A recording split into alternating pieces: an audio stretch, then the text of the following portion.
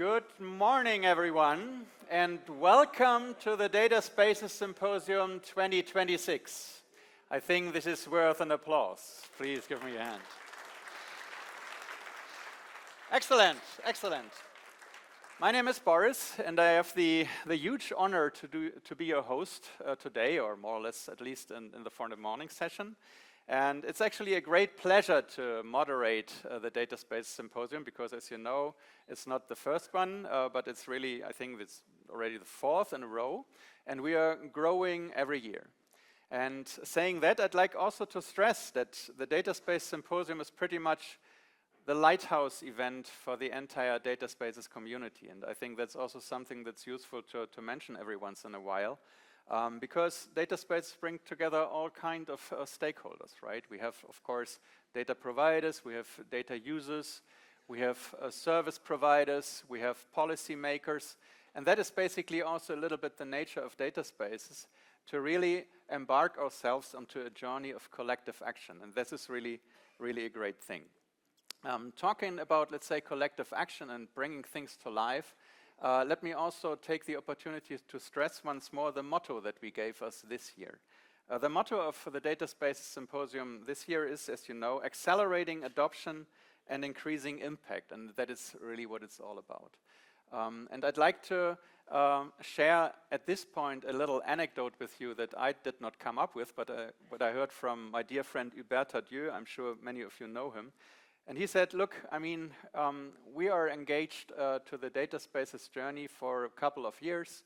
IDSA is celebrating their 10th anniversary. We have 3.5 years, more or less, behind with the Data Space Support Center. Gaia X was founded 6-7 years ago. So we are pretty a good part on our way already. But Hubert said, well, look, it's nothing that can be achieved in a couple of months or even a year, right? It's a journey that takes a little bit longer. And he made the analogy of, let's say, planting an apple tree, right? And that was his metaphor. And he said, look, I mean, if you, for example, in autumn think, well, okay, I'm planting an apple tree in my garden, of course you would not expect to be able to pick the first apples the next Easter, right? And what we did over the last year, to stick a little bit with this analogy, is that we took care of our apple tree, we watered it, we made sure that everything was in order, and of course now it's growing and growing. And the other part of this analogy is also, well, of course we are all a little bit impatient, right? And we said, look, of course we understand that we cannot expect the big harvest, half a year later after planting the tree, but it would be good if we now engage into a mode where we see at least 1 or 2 apples on the tree, right? And that is exactly what this is all about. And I can tell you, we did a fantastic job. Actually, you did a fantastic job, because when once more, and for the last time sticking to this analogy, when we move into apple picking period later this year, and also already today, I can tell you, don't be too shy, bring baskets for apple picking, because there are lots of apples to pick. And that is a great news, because we have seen over the last years many productive data spaces, and that is what it's all about. I think bringing baskets to the apple picking endeavor leads us also to the other notion that we try to stress a couple of, let's say, times over the last month, which is what we call the season 2. Once more, we have, let's say, invested a lot of resources and also, let's say, brain power and ideas in laying the technical foundations, planting the tree, but now it's really time to make a mindset shift and really focus on adoption, use, and viable business models. And this is what the season 2, so to say, is all about. And of course, also making sure that data spaces gets connected to AI, and that is what I will come on later.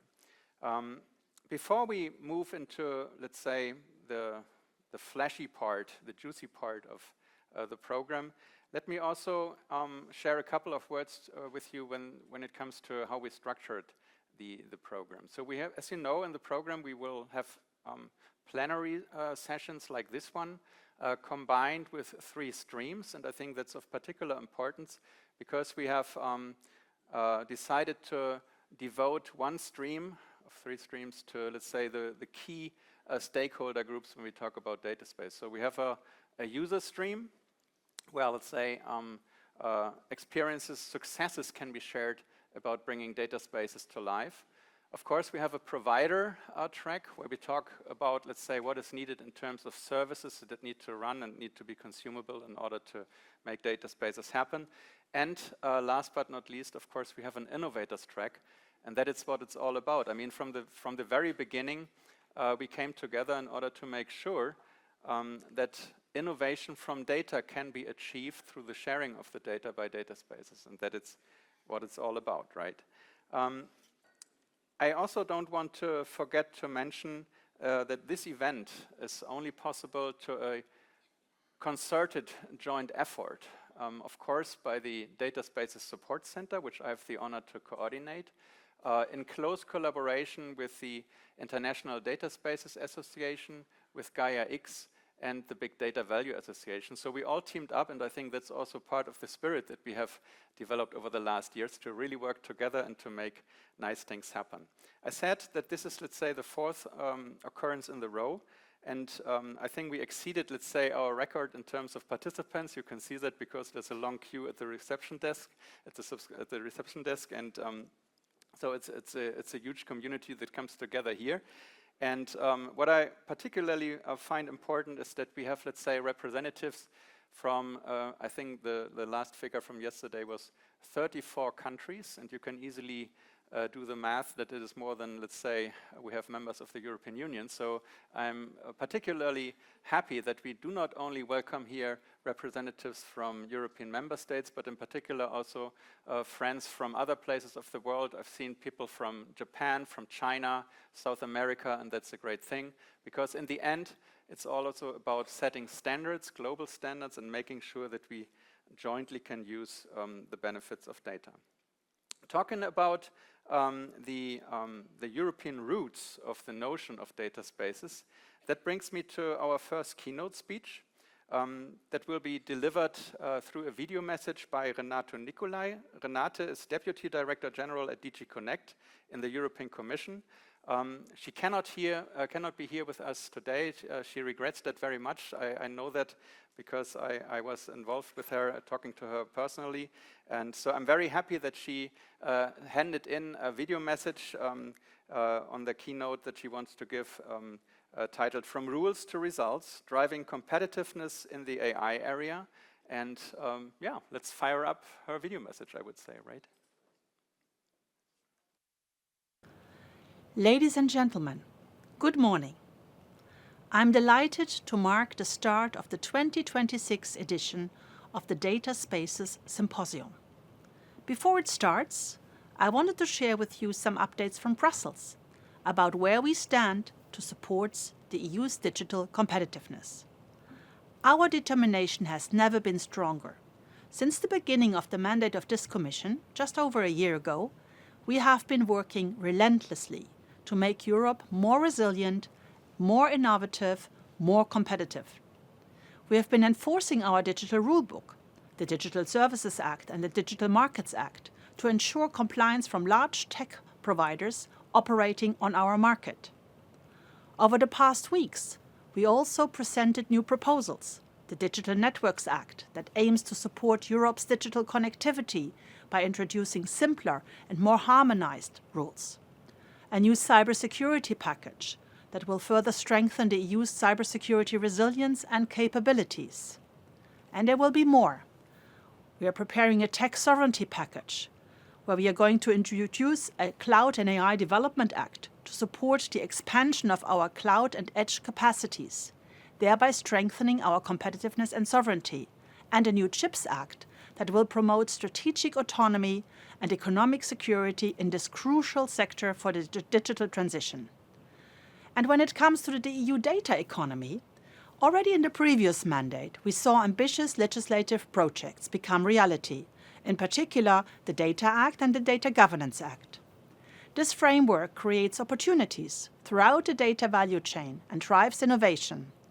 At the same time, we have to be honest, our rulebook has become somewhat complex and the broader context has also evolved. And that is precisely why this Commission is putting such a strong focus on simplification.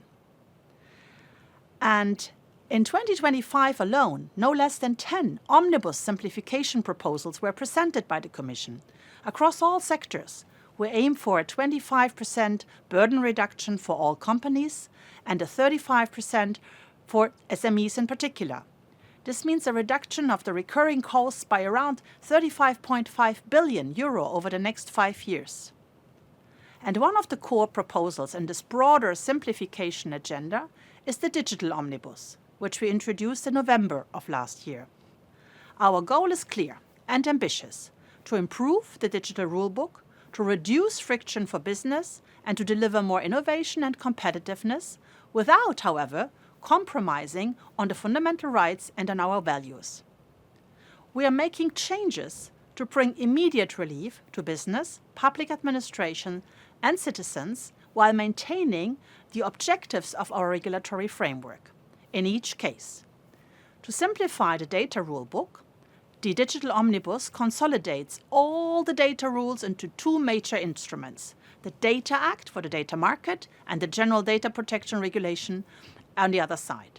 The Data Governance Act, the Open Data Directive, and the Free Flow of Non-Personal Data Regulation will be repealed, and key provisions will be moved into the Data Act. We're also taking action to stimulate innovation and uptake, and to lower entry barriers to the data economy. That is why we are removing the mandatory registration and the label for data intermediation service providers. We are also reducing the complexity of the data altruism framework to facilitate data sharing for the public good. This will make data sharing even easier. To reduce unnecessary burdens on companies, we are tightening the rules on when data can be requested by public authorities, limiting them to genuine public emergency. Based on several years of experience, established interpretation practices, and relevant case law, we are also proposing targeted refinements of the GDPR, our data protection regime for personal data. We have developed the proposed changes in very, very close interaction with European companies and the realities for them on the European markets. It is not about the influence of external messages. In a nutshell, we propose measures to provide legal certainty and to reduce the compliance burden for businesses when it comes to the GDPR. For instance, by turning a recent judgment of the Court of Justice into legislation, we propose an updated version of the definition of personal data in the context of pseudonymization. Under this new approach, data can be shared and used safely as long as the recipient cannot identify individuals. At the same time, full responsibility under the GDPR remains with the organization that prepared the data. So no changes of the data controller's rights and obligations. In addition, we propose an implementing act on the pseudonymization under the GDPR to give practical guidance so that the data can be used safely while maintaining strong data protection. With very targeted measures in the field of AI, we are supporting the development of AI models and systems where Europe is lagging behind. We're tabling a new provision to clarify that controllers can process personal data for AI models as long as the processing complies with all requirements of the GDPR. Finally, one cannot talk about simplification without mentioning the so-called consent fatigue. So we are modernizing the cookies regime by empowering citizens, making the rules more user-centric. Less cookie fatigue, more universal approaches. Overall, simpler digital rules will save millions for businesses, up to 5 billion in administrative cost savings by 2029. While negotiations on the Digital Omnibus are now underway, we have also launched another consultation process under the Digital Fitness Check. Here we look at our entire rulebook, and the aim is, in this consultation, to check whether this rulebook is coherent and whether taken together, digital and related legislation supports or hinders the competitiveness of strategic sectors. To do this properly, we need input from a broad range of stakeholders. Your contribution is therefore essential, and we count on your feedback by the 11th of March. In parallel with our Digital Omnibus, we tabled in November also an ambitious roadmap for the EU's data economy. With the Data Union strategy, we are shifting the focus from setting up the rules to achieving tangible economic results, from rules to action. We want to give our innovators the appropriate resources they need to be competitive, be it data or computing power. We will launch several actions to address the most immediate bottlenecks that AI innovators are facing: data scarcity. We're introducing ambitious measures to increase accessibility to data for AI, ensuring that our innovators have the high-quality data they really need. We will expand the list of high-value data sets and enhance access to public sector data. We will also make 30 million digitalized cultural objects available for AI training purposes. Furthermore, we will encourage licensing agreements between public broadcasters and AI providers with the aim of making their audiovisual archives accessible for this purpose.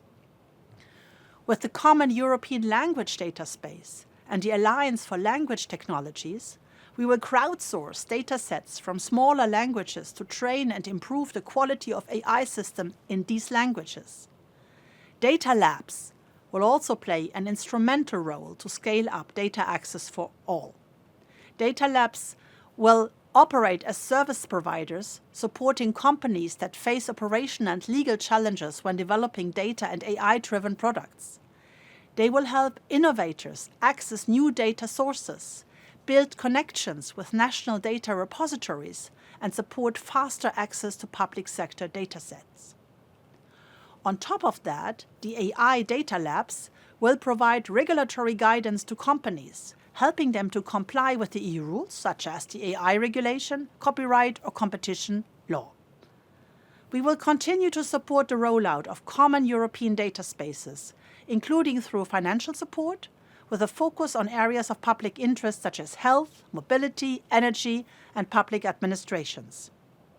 A key priority is to make them AI-ready and closely connected to the AI innovation ecosystem.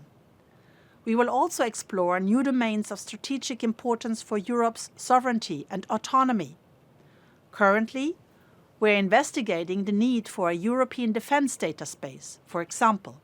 This could become a key asset to help strengthen the competitiveness of Europe's defense industry.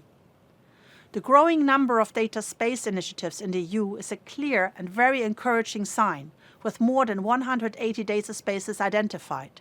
Nevertheless, it is crucial to advance to the next stage: adoption. Private actors have a central role to play in this regard and must capitalize on the potential of data spaces. The Data Union strategy is about strengthening Europe's competitiveness, but also about protecting our interests in a more competitive global environment.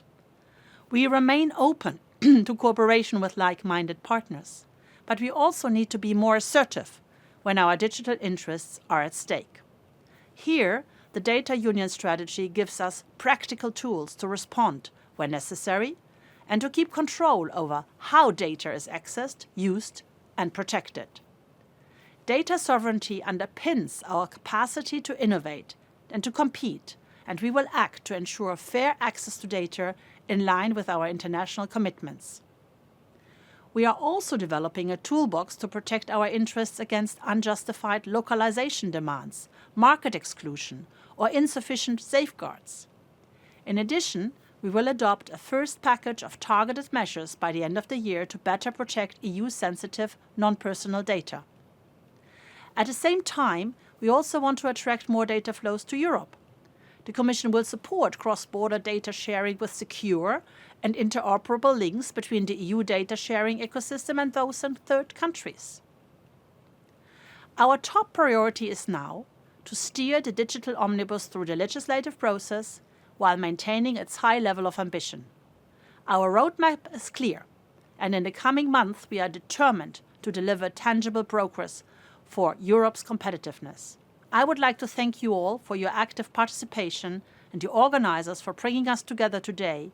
I would particularly like to express my appreciation to the Data Spaces Support Center for their key role in setting up and successfully developing data spaces over the past few years.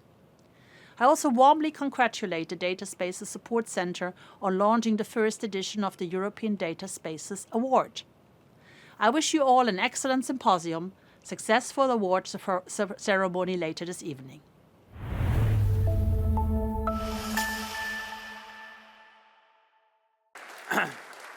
So I think that was a very comprehensive overview about, let's say, the European strategy for data and AI, and I think that's really valuable because we all know that we are, let's say, in the day-to-day work usually end up in the details and the bits and nitty-gritty details of certain tech questions or how to do this and that.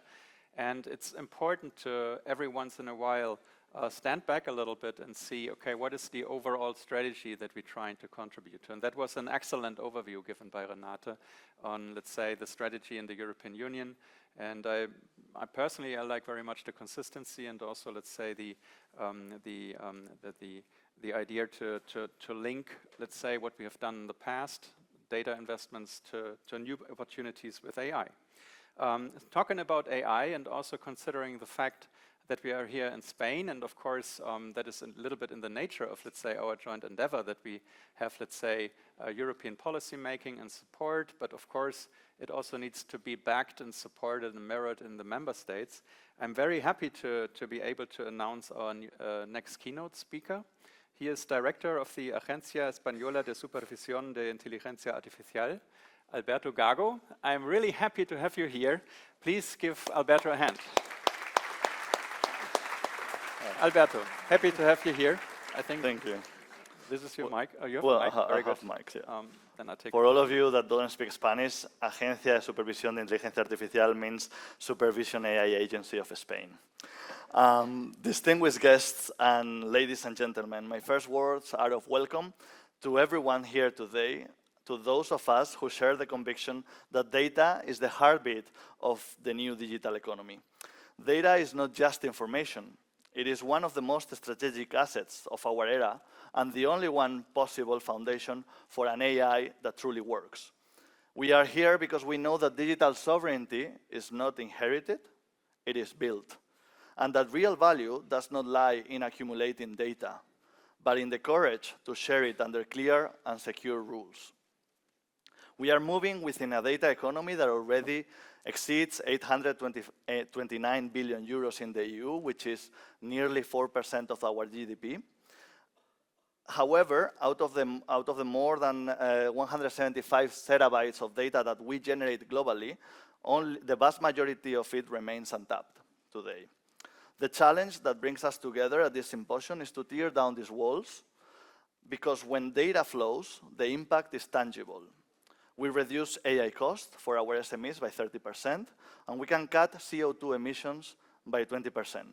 But it is time now to move from potential to deployment and direct economic impact. To understand why this meeting is more critical today than it was a year ago, we cannot just look at technology by itself. We must look at the global arena. The control of data has become the new frontier of power. We are all aware that we are not witnessing a mere geopolitical transition at the global stage. The fracture of the international system is clear, and the economy has been now weaponized. For years, we lived in the tranquility of an order that, while imperfect, was predictable. We knew that some followed the rules while others broke them at their convenience, while we looked the other way. Today, looking the other way is no longer an option. We must face reality head-on. In the face of this paradigm, submission cannot be our response. This new era demands two things: coherence and courage. We must believe in our capacity to build a new order, an order that is not guided by radical, interest-driven competitiveness, but by the values that define us: human rights, sustainability, and above all, solidarity. That is why we must speak of a third way, the path of refusing to be mere spectators and start acting together. This is the path for real digital sovereignty based on strategic investments in artificial intelligence, in energy, in data, and in any other technology that will bring us closer to the so-called digital sovereignty. Nostalgia is not a strategy today. From this fracture, a stronger, a fairer, and more cooperative system can emerge.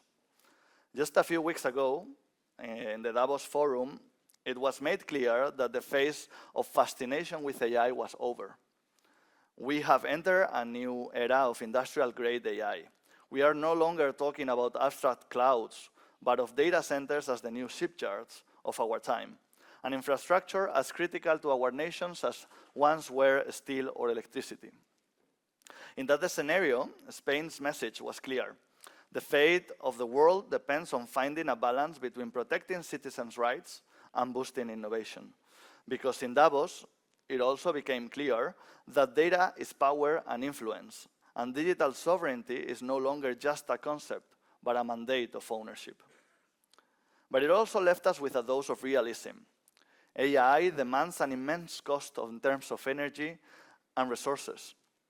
And we cannot ask society to bear the cost of this revolution if they do not see direct and clear benefits. If AI does not immediately translate into better public health or more competitive SMEs, we will lose the public's trust. The time for experiments is over. Now it's time to prove that technology serves people. It is no longer about who has the most brilliant model, AI model, but who holds or who builds the most resilient, ethical, and sovereign infrastructure. That is why today at this symposium, we believe that we are debating much more than technical standards. We are debating our position on the map of a new global order. Sovereignty, cooperation, values, they either move forward together or they weaken together. So the question is, where does the European Union stand in this scenario? The reality is demanding. The Draghi report warns that we are at a point of no return. We either accelerate our technological integration or we resign ourselves to being a mere digital museum. It is not enough to be the best regulators of the world. We must be the best executors. The single market must be one of a single market of data, a single market of AI, a single market of quantum, a single market of neurotechnologies, a single market of technology. Our differential advantage is clear, and Commissioner Breton, during his mandate, pointed out a few times. Europe is today the owner of industrial data. We are leaders in manufacturing, in renewable energies, particularly in Spain. We are quite good at this. We are also leaders in automotive industry, in transport infrastructure, but also in tourism and in agriculture. The real value of the coming years will not be in sending data to external servers, but in processing it at the source. Our challenge is not to lead just any AI, but an AI that optimizes a power grid or that personalizes a medical treatment.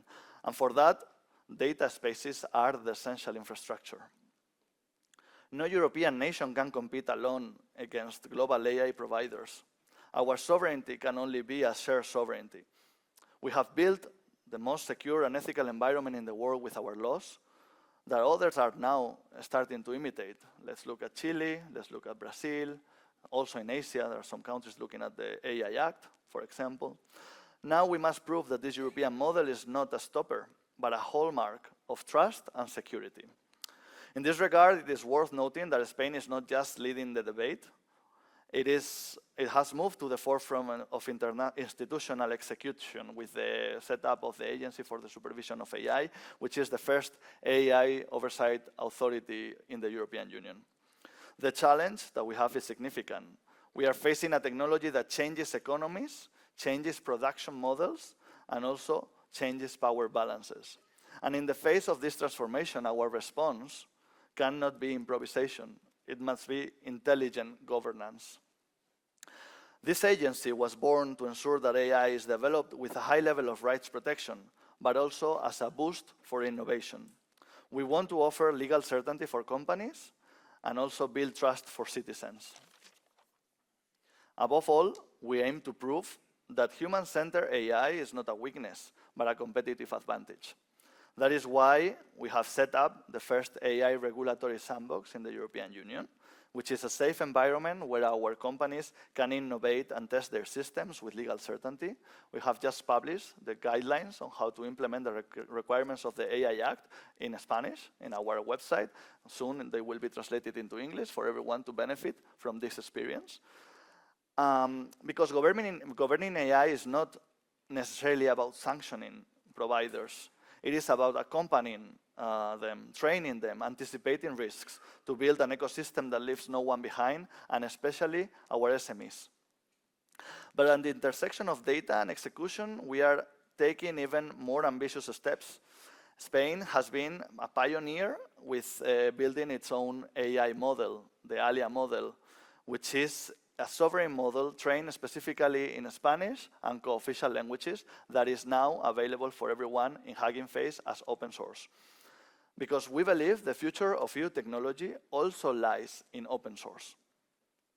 That is why I would like to also tell you that we have launched a year ago the AI open source AI community of Spain that connects the existing communities in order to amplify knowledge under a governance model that guarantees ethics and security.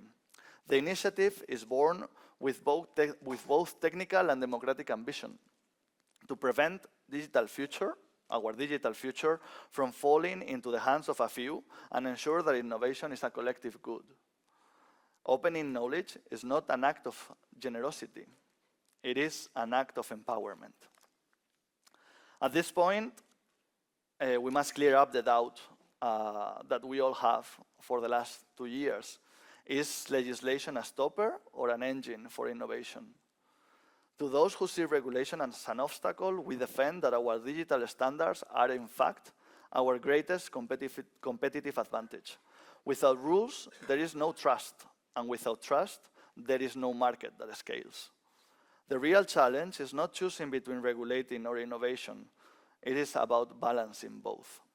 The AI Act is what positions us at the global forefront today because it allows technology to advance while protecting what makes us human.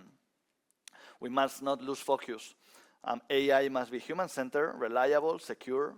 This is the third way that we believe in. But legislation is not enough. European funds and the public-private partnerships that we are seeing today and in other sectors as well are the levers that turn this regulation into economic growth and quality employment. Technology, when regulated with values, does not replace people. It does not stop a market. It empowers them. Respect for ethics is not just a moral choice. It is the only path to sustainable and profitable technology. All in all, today's debate is not just technical, it is political, it is economic, and it is also strategic. Spain and Europe should stop being spectators of history. We should stop being spectators of history and start writing it.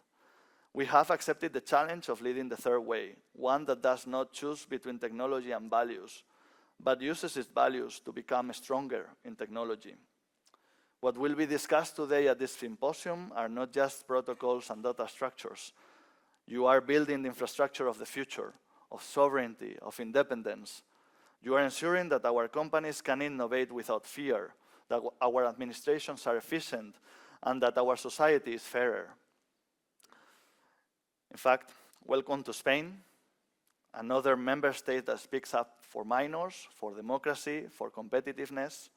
Welcome to the discussions for the blueprints of our own future, and I wish you a fruitful discussions during these 2 days to take us a step closer to our digital sovereignty. Thank you.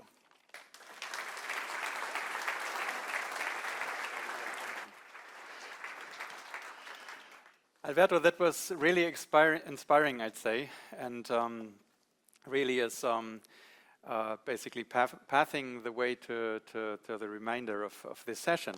And in fact, Renate and Alberto said it all, so that gives me the opportunity to shorten a little bit my keynote and keep up with the agenda a little bit once more, right?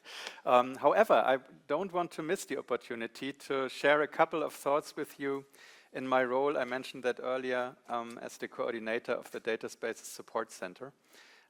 Because, and I also mentioned that, we are more or less 3.5 years now on our way. And I think it's a good opportunity to always look back to what we have achieved, assess the situation where we stand, but most importantly also look a little bit ahead what's up front of us. And I think the Data Spaces Support Center as a, how should I say, catalyst, mediator, facilitator for the community achieved really a lot of, let's say, successes over the last years. I don't want to go through all the details, but stress a couple of points which I think are worthwhile to mention. First of all, and that also came across in Renate's and Alberto's speeches, we don't basically have here the one big player who does it all for us, let's say, and we can relax and basically just consume services that are provided. No, we need to do it together. And the most important thing is that we come up with a with a shared language, right? So we need to mean the same when we use the same words, and also have a common understanding about, let's say, what is meant when we talk about data spaces, data sharing, trust. And that is also why one of the biggest achievements is, in my point of view, the blueprint that the Data Space Support Center developed. I just was handed over the version 3.0 by Matthijs Punter. This is fresh from the press, and this is basically a comprehensive, consistent account of what we need to know in order to make data spaces come to life. And this is really something we can really be extremely proud of. Second thing, it's not enough just to basically understand each other and write it down and come up with nice definitions, which is important, as I said, but we also need to implement it. And that is why it has always been important from the very beginning to engage into open source software development endeavors. And that has also been a fantastic journey where I think we all, in particular I, learned a lot. And I'd like to stress a couple of points here. Of course, we have the Eclipse Data Space Working Group, which brings together or oversees a number of relevant open source projects. We have, let's say, the open source assets that are provided by the Gaia-X community. We have, of course, and this should not be forgotten, a huge amount of fireware implementations. I'd like to stress that in particular, because I think it's fair to say that fireware is a bit in troubled waters these days, but on the other hand, to me, it's a big success out of a European program, the FINES or FINES endeavor that some of you may remember, with a huge amount of productive implementations. And that is something that should really be a picture we can orient ourselves at, and I'd like to explicitly stress that. Again, number 3, it's not only enough to specify things and then basically also to implement it into open source, but it's also for the wide adoption and the long-term adoption, it is important that we set formal standards. And I'd like to stress also a learning journey that I've undergone personally. In the International Data Spaces Association, we defined, among other things, the Data Space Protocol. That is then handed over to the respective Eclipse Data Space Working Group, and from that moves its way and finds its way to ISO standardization. And I think that is a fantastic endeavor. Also, I should say that on a European level, in the CEN-CENELEC Joint Technical Committee 25, we are defining a trusted data transaction standard that will also help us to implement the Data Act. And that is really, really something big we are on. And I invite every one of you to really engage yourself into these endeavors. Number 4, we brought, let's say, all the different stakeholder groups together. And I'd like to also mention Ana Garcia, who is really pushy in making sure that everybody knows what data spaces are, and really is committed extremely well to making sure that the community of practice, the stakeholder groups, come together, because otherwise it will not work. I mean, we need to come together, everybody needs to contribute, because if we just wait for somebody else to do it, then it will not work. And finally, it is clear that we have achieved a lot when it comes to pushing productive adoptions of data spaces, and Renate mentioned that also in her video speech, that we established the Data Spaces Award, and this is the first year we organized it. And while we discussed a little bit whether that makes sense to have something like an award, more or less 1 year ago, we thought, well, yeah, okay, but usually people like it, you know, it's intrinsic motivation. They want to compete and basically want to let their successes shine. And personally, I would have been happy if we would have, let's say, gotten like 20 or so applications. I would have said, okay, that is a good number we can work with. But actually, the number of applications exceeded at least my expectations because we got more than 60. And that's really impressive, and I think that's also worth an applause. So really, that's really great. And and not to talk about that too much, because we have a dedicated award ceremony tonight in a nice place, as I've learned. So you can be already excited what will go on there. So now let us once more in very brief terms look into what is at stake when we talk about season 2, or the next endeavor of data spaces. I think we have proven that, let's say, data spaces work and they also add value. But what we need to do now is foremost making sure that the stuff scales and that data network effects kick in. Because if we also look at it, let's say, honestly, we see that many of the use cases are driven by small groups of partners that share data, which is great because it delivers value to them. But let's say one of the key ideas why we started this is, let's say that there are network effects in the data. The more we use the data and share it, the better we are all off. So therefore, we need to invest and focus really on high scaling, also easy to engage use cases, and I think that must be our priority. Second thing, we also need to find viable business models for intermediaries, because they carry the data space services that allow the rest of the community to share their data, right? And let's face it, I think that was stressed by Alberto as well. It's all about trust, but let me point out one thing once again. Trust is not for free.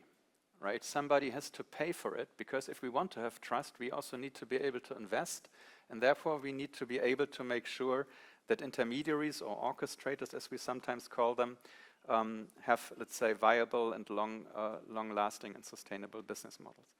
Third, very briefly, AI, of course.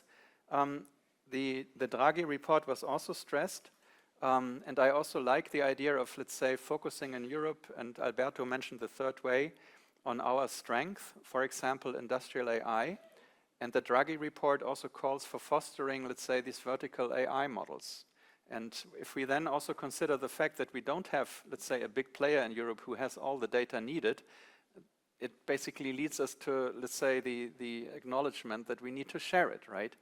And to be honest, I'm not aware of a single industrial AI model that was trained through the sharing of private industrial data yet. I don't know a single one. And this is also not so surprise, because it's private and sensitive data, so you want to have a tool in place that ensures trust and equips you with a certain capability to control what's going on. And now comes the good news. There is a tool around that exactly was developed to do that. It's Data Spaces, right? It may not be the perfect tool, usually no tool is, but it's the one that works, and it's also among the only ones, perhaps the only one that we have, right? Let me then also, when we use that for a collective AI action and shared models, the question will be, what are the control points for shared models? Of course, it could be data, but it could also be parameters or weights of, let's say, fine-tuned models. It might also be certain layers in the model architecture, so basic layers to be owned by, a collective organization of providers, whereas, let's say, more specific layers are under different ownership. And that is something, among other things, that we will concentrate in the second term of the Data Spaces Support Center. I should say, and the news basically got around, let's say, a week ago or so, that the consortium that I have the honor to lead was selected to engage into contract negotiations with the European Commission. And of course, we are, let's say, looking forward very much to making these contract negotiations successful.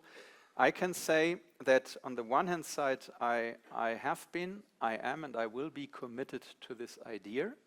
And of course, to me, it would be a great pleasure and honor to basically coordinate also the DSSC2. But I'd also like to explicitly stress that it's also an obligation, because this time, not to make it too long a story, there were more than one applications. And competition in general is a good thing, but the DSSC is an endeavor to bring together the community. And I will take that very seriously if we succeed and will be granted. And you can trust that I remain in a role where I try my best to keep the community together and move it forward jointly for the better of Europe. So that's for a short, let's say, keynote from my side. And that brings me now to, let's say, one of the coolest parts of this opening plenary, which is the panel discussion. And we have put together 5 great panelists. And let me, before I invite the first panelist onto stage, walk you a little bit through how that will work. So we have, as I said, 5 panelists. And I will ask them one by one on the stage, then we have a little chat, and then they will sit down on these chairs here, and then we have a round of, let's say, discussions, and then closing with a closing statement in order to basically have a little bit more vivid conversation, of course. And I'm now happy to ask the first panelist on stage. She is General Director of the Spanish Ministry for Digital Transformation, Ruth del Campo. Where is she? There she is. Please join me in welcoming Ruth onto the stage. It's a pleasure to have you, Ruth. It's a pleasure to be here. Ruth, I know that you have, let's say, a nice view graph on, let's say, come on over here. So to a little bit address the idea of how to make sure that you have a bottom-up view and also do not basically prevent top-down things from happening. If you could elaborate a little bit how you basically structured your roadmap in Spain when it comes to data spaces and AI. Yeah, well, thank you, Boris, and welcome everybody. Welcome to Madrid, welcome to Spain. I'm especially thrilled and excited that you all are here in our country. I was thinking yesterday, I was watching with my kids the Winter Games, the Winter Olympic Games, and I was thinking of this metaphor and analogy. We are here at the Olympics of the data spaces, so it's really great to be here and share all this place with you. As Boris mentioned, I'm the General Director of Data, and we have been really focusing our data economy model through the innovation and through data spaces for the last few years. So we had the fortunate to have like a great investment on data spaces thanks to the Next Generation Fund. And we have channeled through what we called a top-down and bottom-up approach, essentially what you were mentioning. Essentially, like the funding was centralized, so we had actually a centralized funding where we shared this funding to the innovation through a strategy based on 3 pillars, like on the 3 main actors that a data space has. Essentially, the promoter, like the owner of the data space, the authority of the data space, the technical industry, the technology industry, those who are building the tools, the connectors, the APIs, all the tools needed for a data space, and also the participants. And that was our approach. And essentially, we have done this not by creating like large data spaces, however, by allowing the creation of small, grounded data spaces. Spain is full of SMEs. It's a country of SMEs. And we thought that this approach could actually create a much more diverse and creative model of data spaces than having this top-down approach on the creation. And this has actually aligned pretty much well, because, for example, when we see what we have funded, we are talking about 400 projects, 300 projects, 400 million mobilized. when you analyze the data around the types of projects that you are seeing, you can see that there is actually quite a direct relationship of where the projects are and where are like the strengths of the industry of Spain. For instance, in Andalusia, which is the Spanish region in the south, there are many projects related to agriculture. Or in the Basque Country, which is in the north, which has a tradition of industry, most of the projects are related to industry.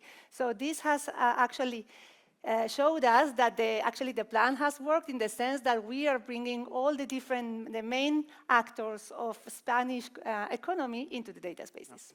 Excellent. Good.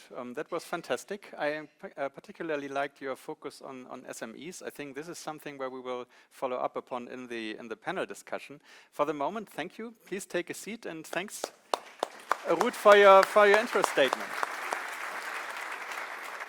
So, our second panelist is Vice President at the BMW Group and also a dear friend of mine in the Board of Directors of Catena-X. In fact, he is the chairman of the Board of Directors, and he is a person who is really, really committed to what we are doing here. I'm more than happy to ask Oliver Ganser on stage. Oliver, please join me here over.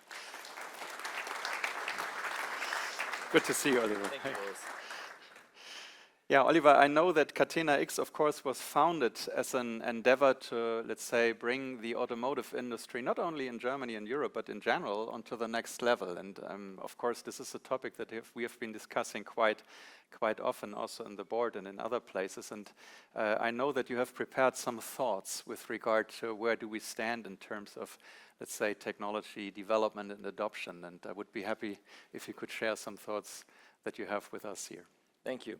And I think many things what we heard already today is for me the first time that we not just talk about last 5 years about data spaces, but about how data spaces can actually transform our journey with AI as well. And so I put 2 or 3 things together. And if you think about there are 2 races, and we heard this already from Alberto this morning, there's a technology race in AI and there's an adoption race in AI. And to be clear, maybe that's my personal opinion, I think the technology race in AI is done for Europe. Sorry, but that's pretty much reality. But what's not done is pretty much the adoption race, because I think this is wide open. And those 2 races we have is exactly where we actually should also think about how can we get our industry into this sector and into this business to grow value. And while this is an AI race, I would say the same race applies for data spaces, but it's different. The data spaces is actually, I think we really have a cutting edge here, because it's not a technology that serves only one company. It's something universal what the data space, that the DSSC and IDSA and all of you guys created. It's something where it finds merit around the world. And now you see China adopting to data spaces, you see Japan, you see South Korea. It's growing and growing and growing. But it's not so much who owns the technology, because it should not be yours or mine. It is actually ours, a center of trust we can believe in. And I think the adoption race is somewhere not done yet, right? This is something where we start. But I think we all should look in the mirror to a little bit, to a certain extent, and think about if we can set the pace here and right now, what do we have to change? And I'm in this game for the last 5 years. You can celebrate 10 years this afternoon. But if you look at how fast the AI race started and where it's already, you should also reflect how much time we already spent with data spaces and where we are right now. And the question is, are we happy with the result? Because it should be more. And I think there are 5 or 4 quick lessons, and I would like to share them. Is we have to treat a data space like it's mine and I need it for tomorrow's survival. It's not a playground. It's not something I can do and see what the outcome is. I do this as an industry because I need it tomorrow. And to look in the mirror, I would say most of us are not in that same boat. We play, we have fragmented concepts, but it's not something that the industry needs tomorrow to survive. Second one, we have a lot of technological expertise and fragmented concepts. We have to get into real-life use case, and we have them, but we're not pulling them through. This is what Renata said this morning as well. And we have to kill fragmented concepts and ideas. kill your darlings and create value by consolidating it into one powerhouse of open source and operational excellence.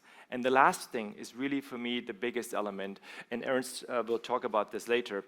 We have to get from pre-competitive playgrounds into how do we go to market.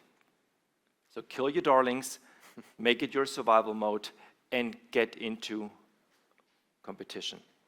And the last point, it's not Europe, it's actually all of us. We only can make this great if we do not think only in Europe, but if we think this as a European, Asian, and American approach. If we divide, we will never conquer. Thank you. Very good. Oliver, allow me one direct upfront question. I mean, you mentioned it, and your last slide showed it pretty nicely, that in particular Catena X is also an international endeavor, right? And of course we have different, let's say, approaches to the same topic, and also different speeds, right, on different places in this globe. Personally, I see it as an advantage. What's your opinion on that? I mean, we're talking about China's speed. Is that good or bad in your view when we talk about, let's say, driving data spaces forward? After 5 years, it's time to shift into 6th gear. So we need China's speed into this one, and we need companies who not build a data space, but utilize it in their own area. And I think what you showed with your adoption program is exactly what we need, and don't think local, think global. Very good. Oliver, take a seat. Excellent. Our next panelist, of course, I always looked up a little bit on LinkedIn and the latest posts and stuff, and also websites. And what I found particularly striking is, let's say, the notion of also readiness in this game. And our next panelist is, she is director at Indesia. I was not so much aware of what Indesia actually is, and I'm more than happy that we have Nuria Avalos here that tells us a little bit what that is and what you're doing. Nuria, welcome on stage. Good to have you with us. Nuria, if you could tell us a little bit what you do the entire day at Indesia, so what it's all about. Okay, Indesia is a non-profit organization, so we are working together, bringing together big companies in Spain and help to boost AI adoption through the value chain. So, and look for this data economy that we are looking for. So we have been working for 5 years with these big companies, sharing knowledge, sharing technology, sharing everything with SMEs, so they can improve using AI. So this is what we are doing. Okay, very good. And I stepped over a notion that I particularly liked is, I think, this modelo de madurez, this maturity model, right? So did you apply it already? So what's your assessment about the readiness of our industry in order to engage into data sharing? Okay, so long story, I know, but yeah, no, it's a great question. So of course we work with SMEs and we try, because not all the SMEs are prepared to work in AI. So that's why we have this AI readiness, so we can work with the SMEs that are already prepared. So we work very close with the ministry, with Ruth and her team in finding these common grounds and with the team to look for a data space that the big companies should sponsor for the value chain. So that's where we're trying to do in this world. And what we found it's difficult is to that the big companies find the return of investment of that. So this is where we found it difficult, because we are not, we have never been working in the playground. We have been always been in the production area. So we come into the production directly. So that's why we are finding this kind of barriers, and in the big companies that are the ones that should, sponsor and improve their value chain to use data spaces. So that's.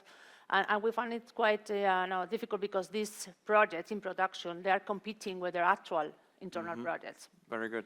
And so this is what we find it difficult, because this is not, they don't see clearly the return. So we can discuss this in the panel or whatever you want, but this is the main thing. I mean, those were two fantastic thoughts that we would definitely will pick up again later on, because let me summarize or stress that once more. The one point that you mentioned is, well, of course, we are all sitting in one boat, but there are a couple of, let's say, passengers in the boat that have more benefits than others. So what does that tell them to, let's say, who is financing the entire show, perhaps? And the other thing is also that, of course, nobody is waiting for a next project to come along. Now there's data spaces and data sharing. You need to basically do your business, what you do for a living, and then basically at the same time embark into the future, right? Yeah. So I think those are excellent thoughts. Nuria, good to have you here. Please have a seat. And that brings me to our next panelist, of course. You all know him, I believe, because our next panelist is Head of Unit Data Policy and Innovation at DG Connect, Björn Jurecki. I'm happy to have you with us. Excellent, Björn. Please join us on stage. Hello. Björn. Good to see you, Boris. So, excellent. So, what can you tell us what has not been said by Renate already? Nothing, I think. I think Renate, Oliver, and all the other panelists have said it all, to be honest.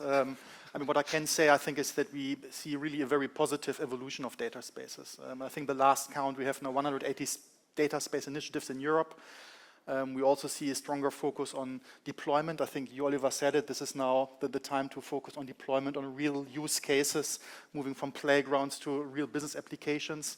And I think the Data Spaces Awards, thanks for this initiative, by the way, Boris, will also showcase, I think, these developments. And we have to move further in that direction. I mean, we as a Commission remain fully invested, of course, in data spaces, as Renate has said.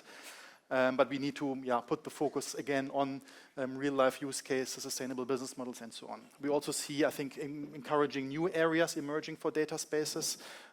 Scientific data is one, I think. Defense is another, and we have good sessions also tomorrow, I think, in this context where we discuss these. I think that's also important that you see the uptake of data spaces in other areas. The big challenge, I think, and you mentioned it as well already, and Renate too, is the link with the AI innovation ecosystem. Yeah. So how do we make data spaces AI ready? In the Data Union strategy, we have put forward these data labs. The idea is that data labs will be installed in the AI factories that we are setting up, and they will be like the link between the AI innovation ecosystem and the data spaces. So they offer a number of services, for example, ensuring compliance with the relevant rules, GDPR, trade secret, but they will also help innovators to discover what is available in data spaces. And I think this is something we have to work on much more. Of course, we also have a host of other activities that we make available to facilitate data sharing and making more data available. Renate mentioned all of them. We also facilitate and simplify a bit the regulatory framework to make data sharing easier, but I'm sure we'll dive a bit deeper into these topics in a minute. Excellent, Björn. So thank you very much. Also, please take a seat. You said it yourself. We will come back to a couple of points later. And then brings us to our fifth panelist, last but of course not least. She is AI ecosystem expert at Research Institute of Sweden. Jeanette, I'm asking you on stage. Please come on over here. Jeanette, good to have you here. Jeanette Nielsen. Right, I think you also brought a slide with you to share with us, and yes. Please. Okay, great, it's working. This is a slide where you see EU versus United States, because I was as one of 10 experts invited for a whole month with 60 meetings in the United States on a leadership program exchange. And the experience that I got from over 60 meetings with industry, politicians, companies, public sector, is that we have a lot in Europe that we don't think of. We are, in my opinion, a bit stuck in the narrative that we are all talking about, that we are lagging so much behind. When I told them about how we are working, because I'm part of the Myanmar AI factory, that we in Europe are sharing compute infrastructure, there was a really surprise among many. They felt like, oh, so you are going to provide this for free? Yes, and we are also going to work together, industry, researchers, to help SMEs for free to do this. And they felt like, oh, this is really something that we also would like, because many that we met felt like it's important to work together.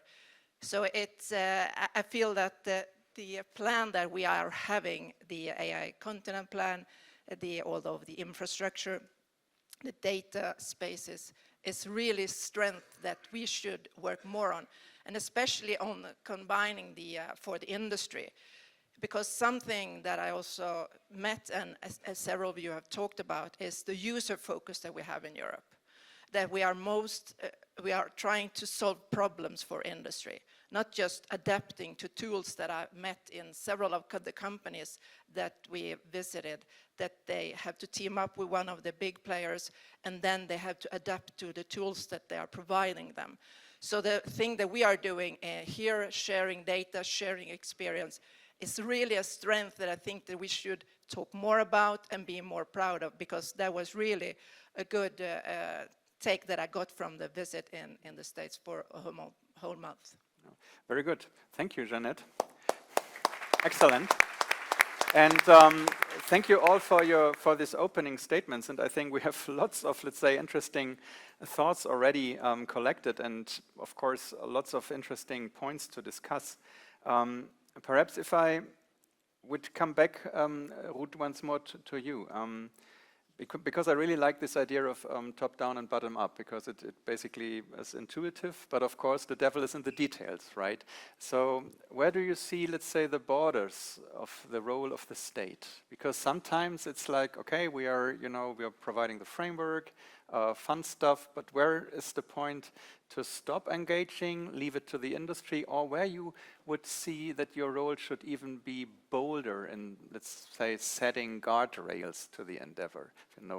So what's your reflection on that? Because I can imagine it's not easy, right? Yeah. Well, really great question. So one of the things how we actually executed this bottom-up approach to actually gather this event, of course, GaiaX helped us a lot, having this local, going to the local people and talking to people, but also getting partners with all the different ministries of the different sectors that we were targeting, like mobility, the Ministry of Transport, Health, the Ministry of Health, Agriculture, the Ministry of Agriculture. So with them and with the associations of that particular ministry at that sector, that was then easy to access and drive to those leaders. That was on the, I would say, on the capturing phase, on the phase that we were capturing people so that they could apply to the calls. And when you talk about like, when do you stop? I think we never stop. The thing is like the way how to continue seeing is we don't see, we see us differently in the sense that we don't want to be the administration that just funds the projects and goes away and waits until the results come. We actually are doing it differently. We have a very much proactive approach. We are going to every single project that we have funded, and we are asking, what do you need? Okay. How are you doing? What are the challenges that you have? So this is something that we have. We call it our advisors, and we are promoting all this through our, I don't know how to say it in English, Data Space Reference Center. That's how we frame it. Okay. And we are actually helping, this helps us identify what are like the key projects that we believe are more sustainable, which are the ones that we have to support with, which are the ones that we have to connect with each other because we see there are synergies and they could support, which are the ones that need a technology problem, which are the ones that are still looking for the killer use case. So that's actually something we are doing very much on that. And I would say another approach that I think it's very important for this bottom-up approach and to address the adoption is to combine two worlds that I don't think necessarily are much more combined right now, which is like the data space community, which comes from the innovation, from the technology, and the chief data officers community. 90% of the companies, even the small, medium enterprise companies, hold this position, and they are the holders of the data in each company. They talk business language, they talk ROI, they talk efficiency gains, they talk time to market.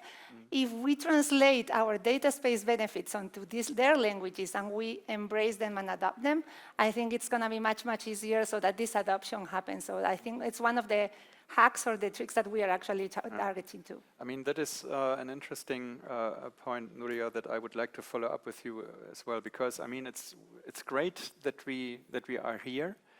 but of course we always need to make sure that we do not end up in a bubble of ourselves, right? And you mentioned that we need to speak, let's say, in the language of the business, address business problems. Nuria, you mentioned also, let's say, the situation with the SMEs. What's your experience with that? I mean, if you come along and say, look guys, you need to embark onto the AI journey and you need to leverage the potential of the data, what's the typical reaction that you get from companies and indeed? What? No, first of all, I have to say, pointing to what Ruth was saying, that in Asia, we have been founded by the public administration. I can say that they have followed very closely every project, so every 2 months with meetings, so they have really try to create this ecosystem and connect everyone and what do you need. So this is the question that we always have heard from the ministry, so that's really great. But your question, I mean, if you go to an SME and you ask, you don't have to talk about data space, of course. You have to talk about what is the benefit for you. So, so that's why when we have approached these data space projects, okay, we have done the infrastructure, of course, technology part, but when we have to talk with the SMEs, even with the big companies, you have to talk about the benefits of the return of investment, about what is, what is here for you. So they don't care about technology, they don't care about space, data spaces. So they just care about what are the benefits for me. And so you have to prove there is a business model there for them, a business case, positive business case, and there is a good thing for them. So that's why we have approached this with a product. In our case, we have built an agnostic infrastructure, but we have created a data space for the style, and we have created a product on top of this. That is a CO2 calculator. Okay, this is a product, but then you can prove that you can have your CO2, number. So this is a product, and you can see the benefit if you, share your data. So I think this is the approach, not just the, innovation thing, and so you have to go direct to the business, positive business case. Okay, very good. Oliver, perhaps a question to you, a bit related to that, because Catena stems from the notion of chain, right? Cadena. And I mean, it's one of the key ideas of Catena X to establish these comprehensive data chains across the value network, right? If you could share a bit with us, let's say, the successes, but also the challenges in really establishing this change, because that also requires bringing big corporates like BMW together with really small players in the value chain, right? I think 2 main challenges, and I start with the challenges because there's a positive side at the end. Very good. And always end with a high note, right? Hopefully. The data spaces, the approach for small and medium enterprises is a difficult one. Because as you said, what? I do not know. And the point is, and that's what I said before, if you do not see that this is something that you need to survive and grow your business in the future, then you're doomed at the first place. Or we are wrong. But if you look at all what's coming, we strongly believe you have to collaborate, right? That's what you all showed. And if this is our strength, the question is how do you get this into the mindset of some cultures? But this is a different story. But I think the small medium enterprises, I would say, are the biggest must-win battle in Europe, because this is where all our European industrial sector knowledge is captured. And if they do not want to release it, we will not be able to take that leapfrog we all would like to have. So it's not about the big corporates, because I think those companies, they took their step. Talk about my company, we have now more than 1,500 active connections with our partners at BMW. We know that our market participants like Volkswagen, they bring it now to the market. We know it from the North American OEMs that they will bring it to the market, but it doesn't stop always at the top. And if you do not see that this is actually the chance for me as a small or company that is in the middle of a data chain, not to be squeezed, but to have freedom and trust and sovereignty. Right. If they do not see this as a lever or as a chance for them, what else do you want to do? The only thing is you can ask the regulator to make it mandatory. And if you look at MIT and Moscom in China, on what they announced in December this year, it is a strategic element to get their small, medium enterprises digitally ready to make this leap of transformation. And I guarantee they're more successful by doing that because they have a different lever than, hey, Boris, would you like to do it? If not, I will ask you next year again. And if not, I will ask you nicely next. No, they will make it happen. And the question is for us, how can we make it happen? And I strongly believe what we have now, it's no longer just a pre-competitive environment for some of the data spaces. But as I said before, we have to kill our darlings because the small, medium enterprises, they will not say, oh, I'd like to have option A, B, C, D, F, G, oh, and have all this in multitude. They need a straightforward path. No, that's true. Yeah, thank you. Very good, Oliver. Also, let's say straightforward path and also reliability is something that brings me also beyond to a point which I would like to discuss with you because I'm an engineer, I'm a legal layman, and of course I looked up, let's say, all the definition about what an omnibus is. And when I heard it the first time, I think it was something to go from A to B, actually, but honestly, no kidding. But could you explain a little bit what is all about the Digital Omnibus and how does it help in, let's say, the task that we have up front of us here? Yeah, I mean, as Renate mentioned in her speech, we have a number of omnibuses driving through Brussels at the moment, and one of them is digital. And the idea of all these omnibuses is to reduce friction for businesses to operate in their respective areas, for us in the data economy, while not really questioning the objectives of the law. So we're not really lowering the level of protection, we just want to make it easier to reach these objectives. That's the overall goal. And as part of the Digital Omnibus, we look at a number of laws that have an impact on the digital and the data economy. There is the AI Act included, there is cybersecurity included, there is platform to business regulation included, and also relevant data legislation, in particular the General Data Protection Regulation and the Data Act and the Data Governance Act. And I just mentioned a few examples where we, I hope, simplify the lives of businesses and also contribute to what we're discussing here. First, the Data Governance Act. In the Data Governance Act, we have created these data intermediation service providers, neutral data brokers that connect supply and demand. For the time being, if you are such a DISP or DISP, registration with competent authority is mandatory. And that's quite heavy. You have to go through a registration process. And as a result, we didn't see the dynamic uptake of these DISPs that we would like to have seen. Okay. So now as part of the Digital Omnibus, we're proposing to make this voluntary. And that alone will hopefully lead to 25, 30 more data intermediation service providers, which then ultimately will also help data spaces to get access to the data. I think they are a key element. Another important development we are proposing in the Digital Omnibus are the cookie rules. In addition to all the laws I mentioned, we are also in charge of the e-privacy directive. So all the annoying cookie banners, that's us. But we are trying to simplify that as well. And for example, we will allow data processing without consent for certain low-risk purposes. Again, we facilitate the lives of businesses. You make more data available, but you don't really question the objectives. Of course, speed is of the essence, so we hope that we can conclude these negotiations relatively quickly, and then the landscape will change. But I think the objective is clear, and I hope that what we will achieve ultimately will also help the data sharing ecosystem in Europe to function a bit better. Okay, thank you, Björn. Very good. Jeanette, coming back once more to let's say our pathway to AI, and also in particular large models.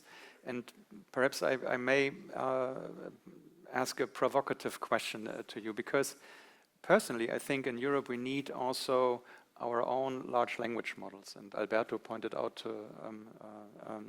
talked about that as well. But if I talk to industry, they say industrial enterprise, individual industrial enterprises, they say, well, LLMs are commodity. Every once in a while there's a new one. I just use it with my rack technology. So why should I bother? I mean, what's your experience? I mean, and who should be kickstarting this endeavor? Is it, and how to bring, let's say, these, this different viewpoints of the community together when we really want to engage in creating our own large models, right? What do you think about that? I often get the question when I'm home, as I work in the research institute in Sweden, Jeanette, is AI going to kill us? Is this dangerous? And I was surprised to see that most people actually have their knowledge from movies. and that they think that AI is some kind of magic thing that you can take a shortcut from much work. And also when I meet people and they don't know what data is, and I'm saying, yeah, you know, data, if you're a small company and you're manufacturing, maybe it's what you have in your hands or your head. And trying to get that into a computer, I'm telling them. Something that I'm also seeing is that when we meet, especially maybe if you're from the research and you are doing a lot of work, and then you meet industry, we are on different levels. And also I'm feeling that a lot of industries that I meet, they say, we are not that AI ready yet. And I'm saying, well, there are not so many that are. So the important thing is to start working and using it. And sometimes I'm saying, don't be so bothered if it is AI, because it's the digital innovation transformation that is important. And also to see that if we could then start working like more bottom-up, as many of us also have talked, and to see how can we help industry, because if we don't have any industry in Europe, that's something to be afraid of, not to be afraid of AI. And then I'm thinking that we are working, so many have proved how we are working bottom-up. From Research Institute in Sweden, we are also working a lot with industry and trying to help that with different technologies. And the initiatives that we are also participating within in connecting industry and AI in BDVA, it has helped us a lot because so many are hesitant. And when I meet small startups, they just saying, we don't have any customers. We have these smart solutions. But when we come to big companies, the architecture doesn't work. And so I'm thinking that we need to work much more together and share experience, because we really have this strength in Europe to work together. And all of the initiatives that the Commission has put forward and what we are all doing, member states and all organizations, I mean, we have a really strong working together cooperation. So I feel really confident, and I think that this is going to be our strength. And so I'm so glad listening to everyone else, but I don't know that we really, I think that we really need to use it, not trying to see that we shall race with US. Okay, very good, Janet, thank you.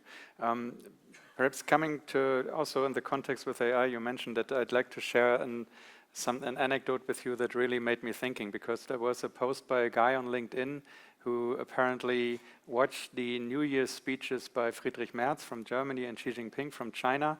And he said, well, I mean, the German one was really like concern-driven, lots of challenges ahead of us and crisis mode. And China was forward-looking, we will build that, and then and that. And that really made me thinking. And Nuria, perhaps a question to you. When you talk to your member organizations, the companies in Spain, what is, let's say, the prevailing attitude? Is it really a we can do attitude? What I hope and I believe, because the industry usually is further ahead as the policymakers, in my point of view, or is it really dominated by fear, concerns? What's the atmosphere when you talk with your? It's different when we talk to big companies than when you talk to SMEs. So I think big companies see the benefits. So, but they really have money to invest, but they have different projects, and they have to choose which project to invest. So this is what I said at the beginning. So if they don't see the benefit, this project of data space has to compete with another project, internal project. So that's difficult. Normally, this data space project go behind the other one. So this is for the big companies. And for the SMEs, I totally agree with you. I mean, we made waves with 20 SMEs all the time, training, workshops, trying to identify use cases, and they're really scared about that. So they are scared about AI, and they say, okay, you need data. I say, I don't have any data. I mean, what do you have data? Why are you saying that? So even the word data is a barrier. So they have many, lack of training or lack of everything. So they need more, training, acknowledgement of what does mean, and so this is there is a lot of work to do that. And maybe the sectorial association where they gather Good point, yeah. is a good place to do that, because they normally the SMEs are gathering around a sectorial association, so they do a lot of things, even taxes thing, or not just AI, but these are good places to start and talk about AI and data spaces. Very good point, yeah. Thank you, Nuria. Perhaps, Oliver, I mean, another question to you, because we are, to a certain extent, these endeavors is a little bit like squaring the circle, right? Because on the one hand, we are pushed by a sense of urgency, what we heard, but on the other hand, we do it together, which is usually not the fastest approach. I mean, there's this saying that we have been using, if you want to go fast, go alone, but if you want to go far, then go together. How does that reflect to you when you look back at 5 years Catena, so to say? Well, we started with a small project, and we wanted to do Germany. And we ended up now with something where we're connecting right now China, Europe, South Korea, Japan, North America. And that's something that we should be proud of, because we did not intend to do that in the first 2 years, but we saw the potential that everybody's going after that. And that's why I think I would like to everyone encourage, this is not a one-way road for Spain or Europe or Germany. This is something globally you all did, right? You have the IDSA hubs around the world. You have a lot of vendors and organizations and NGOs out there in the marketplace, and we all open up our focus. This is a huge chance for us in the world, and I think this is something where it came from was here, right? The center of Europe with our values, what's in place. And that's something I think we should be extremely proud of, and also that if you look at Manufacturing X now, what's happening, and it is no longer just automotive. There's chemistry, there's rail, there's construction, there's textile, there's healthcare, there's pharmaceutical, there's XYZ, defense, sorry, forgot that before, and many others probably out there. And this is something we should be proud of, because if this idea sparks and all those different sectors have one industrial internet foundation, whatever you want to call it, right? Or data space foundation. If this is something that then people understand as what we do today, this is my foundation for AI. I do not build this for a data space. I built this for me to accelerate my AI journey. And I think this is the link where, as you also said, okay, everybody finds a little bit of data. And then step by step, they see the value. It's no longer just this CO2 use case or traceability and quality or whatever. It's I can accelerate my workforce. I have a hybrid workforce team. I have humans and agents collaboratively work, not just in my company, but maybe also future. And I do not see the large language model thing so much in focus, to be precise. I see the potential that we have agents running down and up the value chain. That it's not just an agent running within my company and doing that and supporting me, but an agent can cross companies do work that we collectively only could do with lots of power and human resources.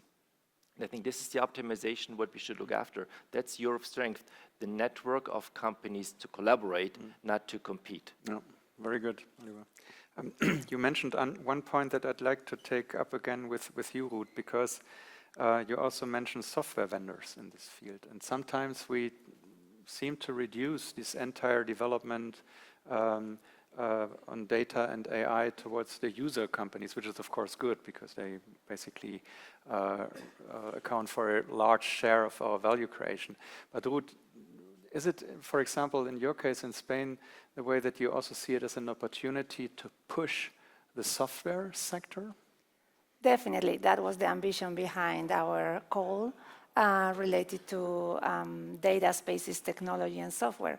We need to build products to make data space as easy as an app, so that when we go to a chief data officer, as I was mentioning, or when we go to a data space which is probably like doesn't even know which is a data space, but there is a data sharing happening in a very much rudimentary way, there is a tool that can support them. So for that way, we had the ambition to foster innovation across the technological companies in Spain, but also develop our own products. Technology autonomy, strategy autonomy is very, very important these days. Alberto mentioned we need to have our products, and we need to have our products that our companies use, and that was the overall aim, and it was great. We have 100 projects on different parts of the technology, such as like from creating a platform for a data space, but also things like creating a software specific for synthetic data for health sector, or many other solutions that are targeting, addressing specific needs of part of the value chain of the data space. Very good, Ruth. Perhaps last question to you, Björn, because we also discussed about, let's say, the international perspective in this field. And we mentioned that a couple of times that this has its roots in Europe, and it's now, let's say, also adopted in other places of this world. Perhaps a question, what is, let's say, the course of discussion in DG Connect? Shouldn't we be more bold to sell our stuff to the world? You know what I mean? I agree with Renate, who said that we should be more assertive to what we want to do here.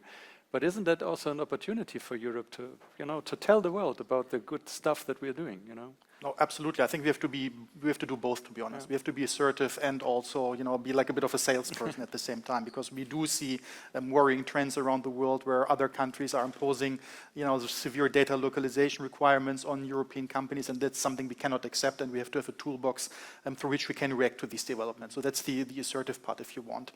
But indeed, with like-minded countries in particular, I think we should really establish links with the respective data sharing ecosystems, and we have very encouraging discussions with our South Korean counterparts, Japanese counterparts, so very keen on benefiting from our experience. And I know that Catena X is also very active internationally. You have links as well established, and they see definitely the value of the data spaces, maybe not as much as in Europe yet. That's also a bit my sense. For them, it's more a way to link up with Europe. They don't really see the value yet for them. That's a bit the feeling I get, at least. But yeah, we should be very proactive in selling that, and that's part of our international data strategy that we're putting forward, for sure. Very good, very good. That brings us, let's say, to the closing round, and we are a bit behind schedule, as always.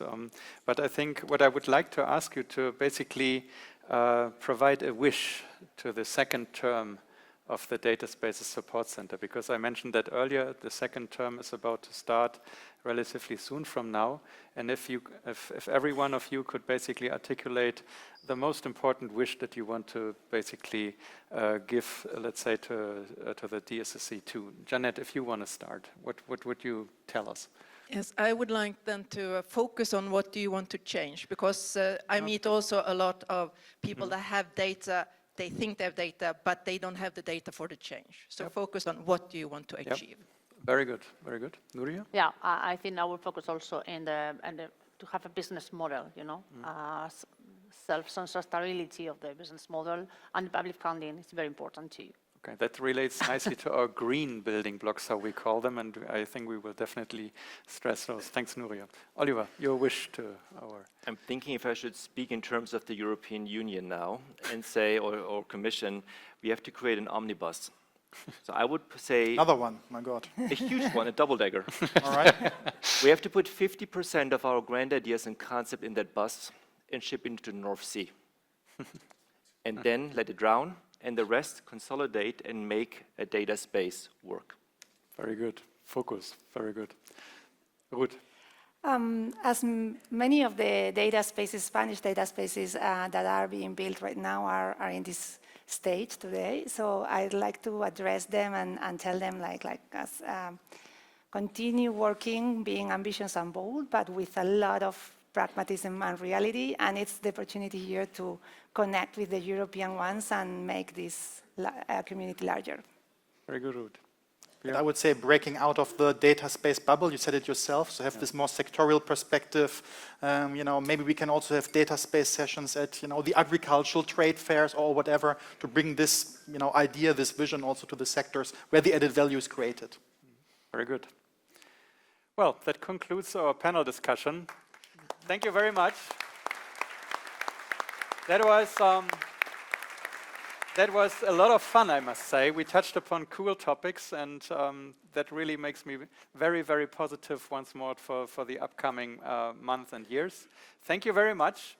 We all now deserve the coffee, and we will split into the tracks at, well, 11. So be fast with your coffee. Thank you very much. Very fast. Thank you. Thank you.